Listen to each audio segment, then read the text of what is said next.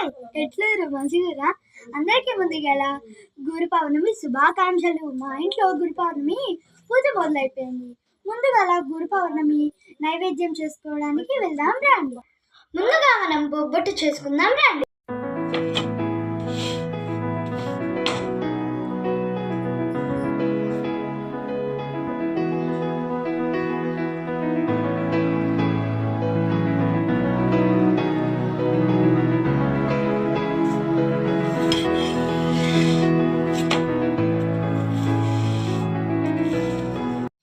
మనం కేసర మరియు సేమియా చేసుకుందాం రండి.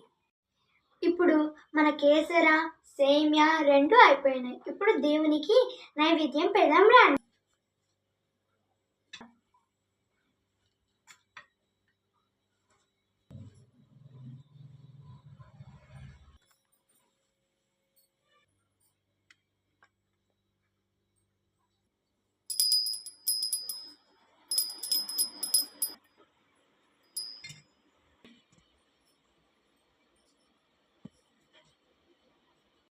మా ఛానల్ని సబ్స్క్రైబ్ చేసుకున్న వాళ్ళని ఆ దేవుడు ఎల్లప్పుడూ చల్లగా చూసుకుంటాడు.